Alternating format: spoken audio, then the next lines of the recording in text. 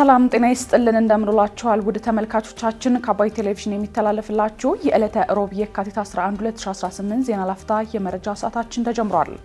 ኢትዮጵያ በሰላማዊ መንገድ የባህር በር እንድታገኝ ቱርክ ዲፕሎማሲያዊ ጫና እንድታደርግ ከኤርዶጋን ጋር መወያየታቸውን ጠቅላይ ሚኒስትር አብይ አህመድ መናገራቸውን፣ ጠቅላይ ሚኒስትር አብይ አህመድ ወደ ቄለም ወለጋ ዞን ደምቢዶሎ ከተማ መግባታቸውን እንዲሁም በትግራይ ክልል ስርዓት አልበኝነት ሰፍኗል ሲሉ የቀድሞ የፌዴሬሽን ምክር ቤት አፈ ጉባኤ ወይዘሮ ኬሪያ ኢብራሂም መግለጻቸውን ጨምሮ ሌሎች መረጃዎችን ይዘንላችሁ ቀርበናል። ዜናዎቹን እየመራው ዳሩ ሰላም ተሾመ ከእናንተ ጋር ቆይታ አደርጋለሁ። አብራችሁን ቆዩ። ኢትዮጵያ በሰላማዊ መንገድ የባህር በር እንድታገኝ ቱርክ ዲፕሎማሲያዊ ጫና እንድታደርግ ከኤርዶጋን ጋር መወያየታቸውን ጠቅላይ ሚኒስትር አብይ አህመድ ተናገሩ። ጠቅላይ ሚኒስትር ዶክተር አብይ አህመድ ትላንት የካቲት 10 ቀን 2018 ዓ.ም የቱርኩን ፕሬዝዳንት ረጂብ ጠይብ ኤርዶጋንን በአዲስ አበባ ተቀብለው ባነጋገሩበት ወቅት ኢትዮጵያ ከ130 ሚሊዮን ሕዝብ በላይ ያላት ሀገር የባህር በር አገልግሎት እንዳታገኝ በጠላቶቻችን ደባ ለረጅም ጊዜ ተከልክላ መቆየቷን ተናግረዋል። ጠቅላይ ሚኒስትር አብይ አህመድ አክለውም ኢትዮጵያ በሰላማዊ መንገድ የባህር በር ማግኘት የምትችልበትን ሁኔታ እንዲያግዙ ከፕሬዝዳንት ረጂብ ጠይብ ኤርዶጋን ጋር በስፋት መወያየታቸውንም ገልጸዋል። ሎጂስቲክስ ለኢትዮጵያ እድገት ትልቁ ማነቆ ነው ያሉት ጠቅላይ ሚኒስትር አብይ አህመድ ኢትዮጵያ የባህር በር እንድታገኝ እንደ ቱርክ ያሉ የኢትዮጵያ ወዳጆች በዲፕሎማሲያዊ መንገድ ጫና በመፍጠር ትልቁን ሚና እንዲጫወቱ ከፕሬዝዳንት ኤርዶጋን ጋር ጠንከር ያለ ውይይት ማድረጋቸውንም አክለው ገልጸዋል። ከ130 ሚሊዮን ሕዝብ በላይ ያላት ሀገር የሲ አክሰስ ተከልክላ በዓለም ላይ ካለው ልምምድና ትሬንድ ውጪ በጠላቶቻችን ደባ ለረጅም ጊዜ የጂኦግራፊ እስረኛ ሆና እንድትቆይ መደረጉ ትክክል አለመሆኑንና እንደ ቱርኪያ ያሉ የኢትዮጵያ ወዳጆች በዲፕሎማቲክ መስኩ ጫና በመፍጠር በሰላማዊ መንገድ ኢትዮጵያ የሲ አክሰስ ማግኘት የምትችልበት ሁኔታ እንዲያግዙ በስፋት ተወያይተናል። ሎጂስቲክስ አንዱ ትልቁ ቦትልኔክ ነው ለኛ እድገት። ከዚያ ደግሞ የሲ አክሰስ ቁልፉን ነገር የሚይዝ ሲሆን ፕሬዝዳንት ኤርዶጋን ከዚህ አንጻር የበኩላቸው ሚና እንዲጫወቱ ጠንከር ያለ ውይይት አድርገናል። ለዚህ ምስጋና እናቀርባለን። በነበረን የሁለትዮሽ ግንኙነትና ንግግር በአንዳንድ በወሳኝ ጉዳዮች ላይ ከፕሬዝዳንት ጋር ተግባብተናል ያሉት ጠቅላይ ሚኒስትር አብይ አህመድ በሁለታችን መካከል ያለው የንግድ ልውውጥ እንዳድግ ከስምምነት ተደርሷልም ብለዋል። ጠቅላይ ሚኒስትር አብይ አህመድ አክለውም የቱርክ ኩባንያዎች በኢትዮጵያ ያላቸውን የኢንቨስትመንት ተሳትፎ እንዲያሳድጉና ከሀገር ውስጥ ገበያ በተጨማሪ ለአፍሪካ ሀገራት ወጪ ንግድ ማድረግ በሚችሉበት ዙሪያ መስማማታቸውንም ጠቅሰዋል።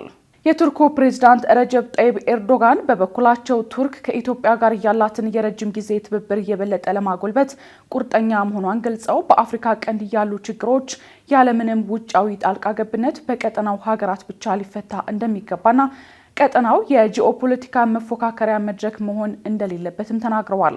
የቱርኩ ፕሬዝዳንት አክለውም ስለ ቀጠናው ጂኦፖለቲካዊ ሁኔታ በገለጹበት እስራኤል ለሶማሊላንድ የሰጠችው የሀገርነት እውቅና ለሶማሊላንድም ሆነ ለአፍሪካ ቀንድ ምንም ጥቅም አይኖረውም ብለዋል። ፕሬዝዳንቱ አክለውም የኢትዮጵያን ጉብኝት መልካም ውጤቶች ይዞ እንደሚመጣና ለቀጠናው ሰላምና መረጋጋት አስተዋጽኦ እንደሚያበረክት ሙሉ እምነት አለኝም ብለዋል። ጠቅላይ ሚኒስትር ዶክተር አብይ አህመድ ወደ ቄለም ወለጋ ዞን ደምቢዶሎ ከተማ ተጓዙ። ጠቅላይ ሚኒስትር አብይ አህመድ በኦሮሚያ ክልል ቄለም ወለጋ ዞን ደምቢዶሎ አውሮፕላን ማረፊያ ሲደርሱ ደማቅ አቀባበል ተደርጎላቸዋል። ጠቅላይ ሚኒስትር አብይ አህመድና ከፍተኛ የስራ ኃላፊዎች በአካባቢው በሚኖራቸው ቆይታ በክልሉ መንግስት እየተከናወኑ ያሉ የልማት ስራዎችን ይጎበኛሉ ሲል ጽህፈት ቤታቸው አስታውቋል። ከጠቅላይ ሚኒስትር አብይ አህመድ ጋር የኦሮሚያ ክልል ፕሬዝዳንት አቶ ሽመልስ አብዲሳ፣ ምክትል ጠቅላይ ሚኒስትሩ አቶ ተመስገን ጥሩነህ፣ የጠቅላይ ሚኒስትሩ የምስራቅ አፍሪካ ጉዳዮች አማካሪና ሌሎች የመንግስት የስራ ኃላፊዎችም አብረው ተጉዘዋል። ጠቅላይ ሚኒስትር አብይ ጉዟቸውን አስመልክቶ ባስተላለፉት መልእክትም ዛሬ በቄለም ወለጋ ዞን ሀዋ ገላን ወረዳ በሌማት ትሩፋት መርሃ ግብር የለማ የሙዝ እርሻ አካባቢን ጎብኝቻለሁ። አርሶ አደሮች በፍጹም ጽናት፣ ቅንጅትና ትብብር አካባቢያቸውን በቀየረ ስራ በመመልከቴ ደስ ብሎኛልም ብለዋል። ቄለም ወለጋ ከአራቱ የወለጋ ዞኖች አንዱ ሲሆን ከአዲስ አበባ በ627 ኪሎ ሜትር ርቀት ላይ ይገኛል። በትላንትናው ዕለት የቱርኩን ፕሬዝዳንት ረጂብ ጠይብ ኤርዶጋንን ተቀብለው የተወያዩት ጠቅላይ ሚኒስትር አብይ አህመድ ዛሬ ማለዳ ቄለም ወለጋም ገብተዋል። በትግራይ ክልል ስርዓት አልበኝነት ሰፍኗል ሲሉ የቀድሞዋ የፌዴሬሽን ምክር ቤት አፈ ጉባኤ ወይዘሮ ኬሪያ ኢብራሂም ገለጹ። የቀድሞዋ የፌዴሬሽን ምክር ቤት አፈ ጉባኤ ኬሪያ ኢብራሂም በትግራይ ክልል ስርዓት አልበኝነት ሰፍኗል ሲሉ ተናግረዋል። ወይዘሮ ኬሪያ ኢብራሂም በትግራይ ክልል ስርዓት አልበኝነት መስፈኑ ህዝቡ ለጦርነት እየተቀሰቀሰና ገንዘብ እንዲያዋጣ እየተገደደ መሆኑን ለአዲስ ዘመን ጋዜጣ በሰጡት ቃል አረጋግጠዋል። የትግራይ ነዋሪዎችን ዳግመኛ በጦርነቱ እንዲሳተፉ የማስገደድ ስራ እየተሰራ እንደሆነና ህዝቡ በስርዓት አልበኝነት ምክንያት ችግር ውስጥ ገብቷል ሲሉም ነው የገለጹት። ወይዘሮ ኬሪያ አክለውም የትግራይ ክልል ጊዜያዊ አስተዳደርም በህወሓት ቡድን ስልጣኑን በመነጠቁ በህጉ መሰረት መምራት እንዳይችል ተደርጓል በማለትም አንስተዋል።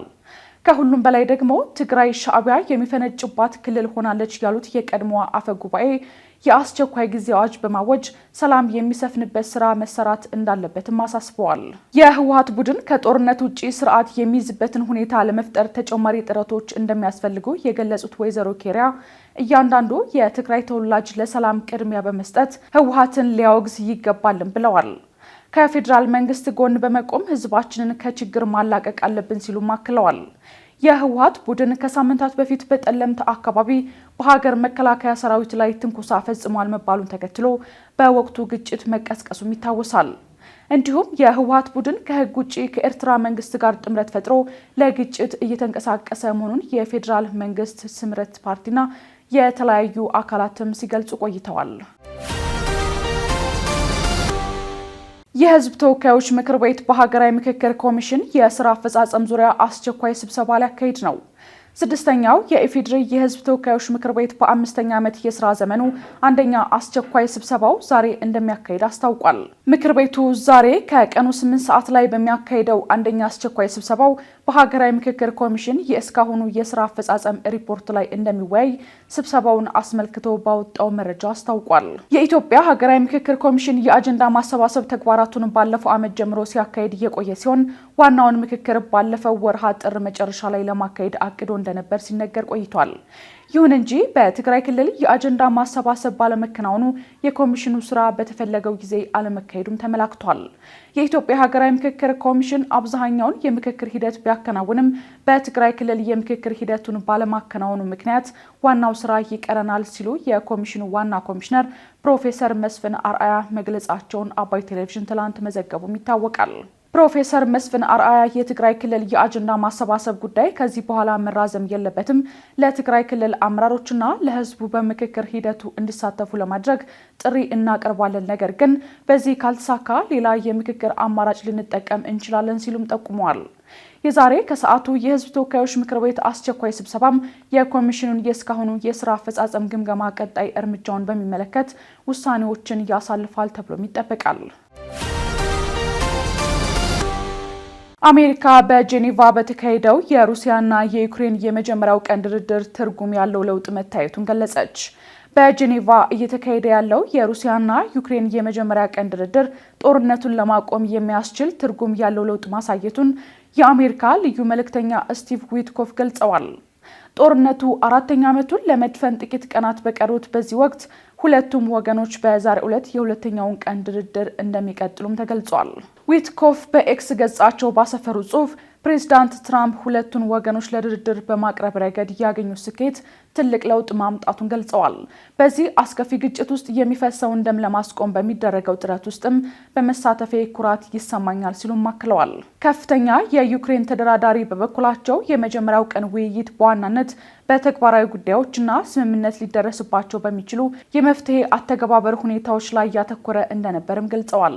የዩክሬኑ ፕሬዝዳንት ቮሎዲሚር ዘለንስኪ በሰጡት የቪዲዮ መግለጫ ሀገራቸው በአሜሪካ የቀረበውን የሰላም ሀሳብ ተቀብላ ጥቃት ከመፈጸም ለመታቀብ ዝግጁ መሆኗን አስታውቋል። ፕሬዝዳንቱ እኛ ጦርነት አንፈልግም፣ ጦርነቱን ለማቆም ወደሚችል ስምምነት በፍጥነት ለመሻገር ዝግጁ ነን ካሉ በኋላ ጥያቄው መቅረብ ያለበት ለሩሲያውያን ብቻ ነው፣ እነሱ የሚፈልጉት ምንድን ነው ሲሉ ጠይቀዋል። የድርድሩ ሂደትና ፈተናዎች የሩሲያ የዜና ምንጮች እንደሚጠቁሙት 6 ሰዓት የፈጀው የማክሰኞ ድርድር በውጥረት የተሞላ ነበር። በልዩ መልእክተኛ ዊትኮፍና በጃሬድ ኩሽነር የሚመራው ይህ ድርድር ሩሲያን ወክለው የቀረቡት ዋና ተደራዳሪ የፕሬዝዳንት ፑቲን ረዳት ቭላዲሚር ሜዴንስኪ ናቸውም ተብሏል። ከአባይ ቴሌቪዥን ሲተላለፍላችሁ የነበረው የዛሬው የቀኑ መረጃችን ይህን ይመስል ነበር። አብራችሁን ስለነበራችሁ ከልብ እያመሰገንን በያላችሁበት መልካም ጊዜ ይሁንላችሁ።